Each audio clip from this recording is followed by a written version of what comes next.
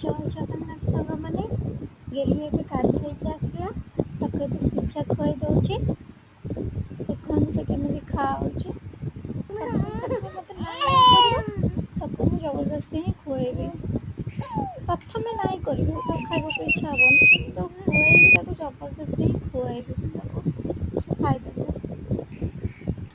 ଖୁସି ହେଉଛି ଫେରେ। ଜୟ ଜଗନ୍ନାଥ ସାଙ୍ଗମାନେ, ଏବେ ଗେଲୁ ଗାଧୋଇକି ଆସିଲା। ତାକୁ ଏଇନା ଯାଉଛି ସିଝା ଖୁଆଇଦେବି।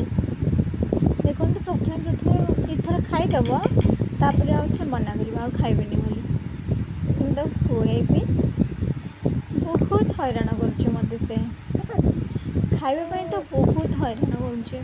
ଜଣେ ସବୁ ଘର କାମ ସାରି ତା କଥା ବୁଝିଲା ବେଳକୁ ଟାଇମ୍ ହେଉନି। ମୁଁ ବି ଏପର୍ଯ୍ୟନ୍ତ ଖାଇନି କିଛି, ଜଳଖିଆ ବି ଆଜି କରିନି। ଦେଖୁନାହାନ୍ତି କେମିତି ମନା କରୁଛି ଖାଇବିନି ବୋଲି। ଖାଇବିନି ବୋଲି ମନା, କିନ୍ତୁ ତାକୁ ଭୋକ ଲାଗୁଛି, ହେଲେ ଖାଇବିନି ବୋଲି ମନା କରୁଛି। କାନକୁ ଧରିକି ଭିଡ଼ିବ, ବହୁତ ଦୁଷ୍ଟ ହେଇକି ଖାଉଛି। ଏତେ ଦୁଷ୍ଟ ସେ ହେଉଛି ନା, ବହୁତ ଦୁଷ୍ଟ ହେଉଛି। ହସୁଛି, ଦେଖୁନାହାନ୍ତି କେମିତି ହସିବ, ଫେରେ ଖାଇବ, କାନ୍ଦିବ। ଏମିତି ହିଁ ହେଇକି ସେ ମୋତେ ହଇରାଣ କରିକି ଦିନ ସାରା ହିଁ ଖାଇବ।